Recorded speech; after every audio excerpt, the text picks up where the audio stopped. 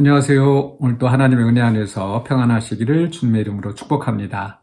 오늘 함께 나눌 하나님의 말씀은 요한계시록 2장 10절로 11절 두 절의 말씀 우리 함께 보겠습니다. 너는 장차 받을 고난을 두려워하지 말라.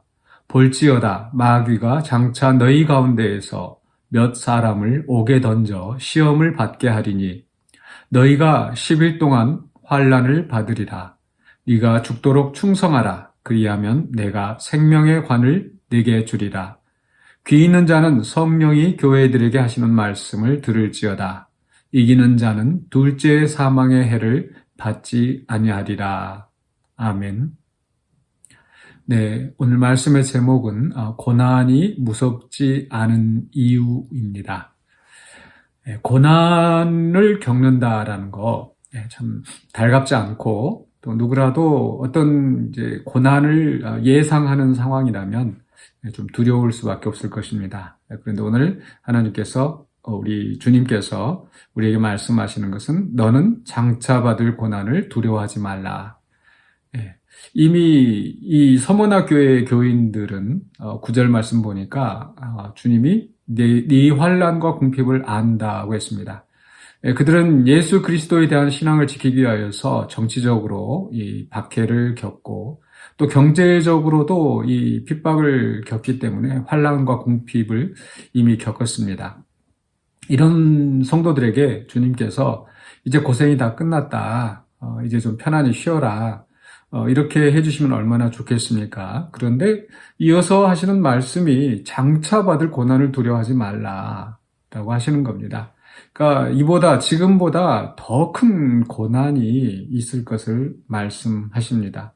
그리고 그 고난의 내용에 대해서 더 구체적으로 말씀하시는 것은 볼지어다 마귀가 장차 너희 가운데서 몇 사람을 옥에 던져 시험을 받게 하리니 너희가 10일 동안 환난을 받으리라. 그래서 마귀가 그들을 시험을 받게 할 것이다.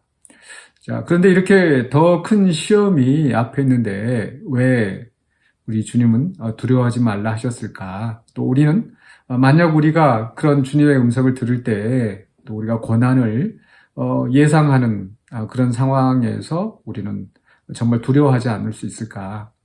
오늘 말씀 속에서 우리는 두려워하지 않을 고난이 무섭지 않은 이유를 찾을 수 있을 것 같습니다.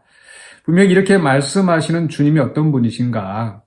앞에 다시 돌아가서 8절에서 처음이며 마지막이요 죽었다가 살아나신 이가 이르시되 처음이요 마지막이라는 것은 바로 하나님께 적용되어진 그 말씀이고 영원부터 영원까지 존재하시고 또 이 모든 일들의 주관자가 되신다라는 그런 의미가 들어 있습니다. 처음이요 마지막이라는 것은 그래서 이 영원한 주권자이신 바로 그분.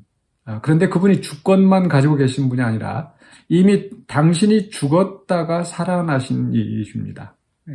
그 엄청난 이 고난을 우리 세상의 죄를 다 짊어지시는 그 엄청난 고난을 다 지시고 그리고 사흘 만에 다시 살아나신 바로 그 주님이 말씀하시는 겁니다.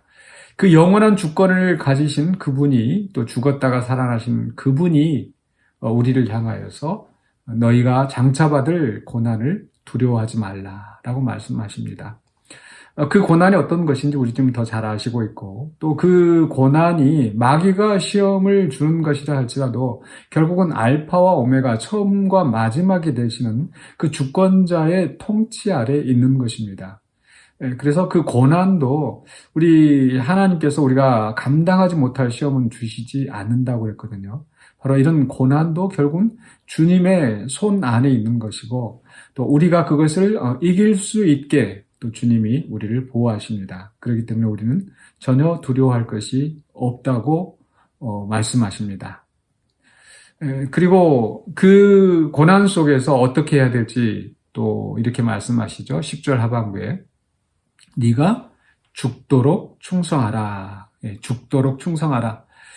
어쩌면 이 말씀을 듣고 교회에서 열심히 봉사하고 헌신하고 아마 이런 부분을 상상하실지 모르겠습니다. 그런데 이 오늘 본문의 맥락 속에서 이 말씀의 의미는 그렇게 열심히 정말 죽을 정도로 열심히 일해라 교회에서 뭐 이런 뜻이 아니고요. 이런 그 고난, 환난과 박해 속에서 여전히 우리는 그 충성, 하나님 앞에 신실해야 된다는 겁니다. 그 고난에 타협하지 말고 굴복하지 말고 여전히 그 신실함을 지키는 것, 이게 바로 충성입니다. 그런데 그 충성을 어느 정도까지 해야 되느냐?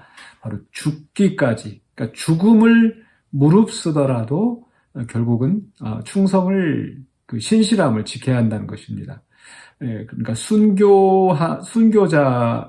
순교를 당하기까지도 그 믿음을 지켜야 한다는 것, 그게 바로 이 죽도록 충성하라는 그 의미인 거죠.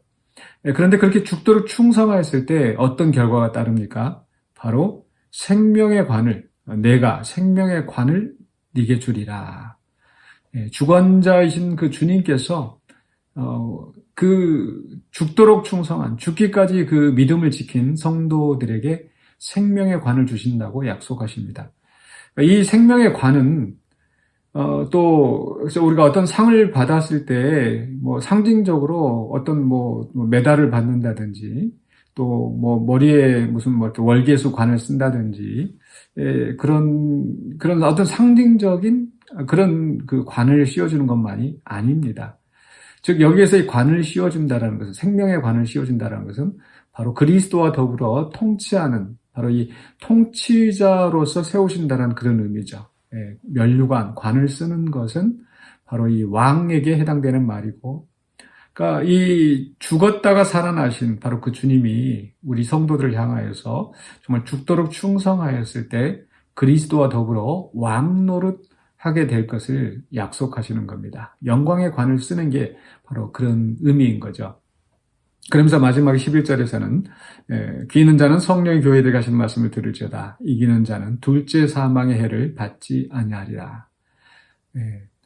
결국 이 본문 말씀 속에서, 선문학교에 보내는 이 말씀 속에서 이 죽음이라는 것이 굉장히 강조되는 것을 알 수가 있습니다. 우리 주님도 죽었다가 살아나신 분, 그리고 성도들을 향하여서 죽도록 충성하라. 그러면 생명의 관을 주리라. 그리고 둘째 사망의 해를 받지 아니하리라. 이 성도들이 순교하기까지, 죽음을 무릅쓰기까지 그런 고난을 겪는다 하더라도 궁극적으로 그 생명의 관을 얻고 사망의 해를 받지 않는다는 것, 둘째 사망의 해를 받지 않는다라는 것, 이것을 우리가 말씀하시는 거죠. 그렇기 때문에 이 고난당하는 것이나 또는 죽는 것까지도 성도들이 두려워할 필요가 없다라는 것. 정리를 하자면 이 고난도 우리 주님의 주권 아래에 있다. 그리고 이 고난은 또 우리가 감당할 수 있을 만큼 주님이 허락하신다. 그리고 이 고난을 이겨냈을 때 영광스러운 그 생명의 관이, 또 둘째 사망이 더 이상 우리의 해를 끼치지 못하는 그런 영광에 이르게 된다라는 그 약속을 우리에게 주시고 있습니다. 그렇기 때문에 우리는 두려워할 어떤 고난도, 심지어는 죽음까지도 두려워할 필요가 없다라는 거죠.